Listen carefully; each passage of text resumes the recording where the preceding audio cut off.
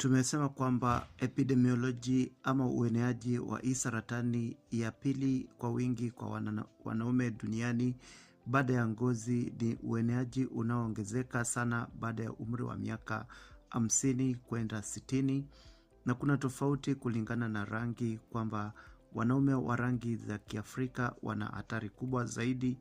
Katika Tanzania, Kenya, Afrika Mashariki, wagonjwa wengi huwasilishwa hospitali kwenye hatua za juu na mara nyingi kutokana na utambuzi wa kuchelewa. Vihatarishi vya ugonjwa ni umri wa zaidi ya miaka 50, historia ya familia ya ndugu wa kwanza walioathirika, urithi wa kijeni kama vile BRCA2 mutations, na rangi. Mara nyingi wanaume wa Kiafrika wakiwa kwenye hatari kubwa kama tulivyotangulia kusema. Vihatarishi vinavyobadilika ni kama vile lishe yenye mafuta mengi, uzito wa kupita kiasi na kutofanya mazoezi. Dalili za kwanza zinazopelekea mgonjwa kwenda hospitali huwa hazionekani kwa kuwa ugonjwa huanza bila dalili ama it's asymptomatic.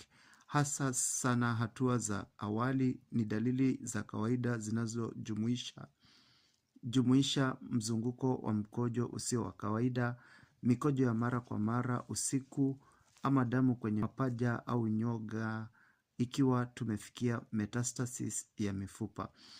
Pathophysiolojia yake ni kwamba mara nyingi huanzia kwenye peripheral zone ya prostate, na uharibifu wa seli husababisha aina ya adenocarcinoma ama sizeli zinaweza kuenea kwenye mifupa especially kwa pelvic bones na kupitia mpaka kwa spine na kwa kutumia lymphatic system au damu. Kuongezeka kwa androgen receptor signaling ni muhimu ya ukuaji wa hii kansa, na ndio maana tiba nyingi kwa mara nyingi hujikuta kwamba hormonotherapy ndio inaweza kutumika. Uchunguzi wa ugonjwa unatumia ama unajumulisha triple approach kwamba digital examination ya kugundua uvimbe ama hard nodules na irregularity kwenye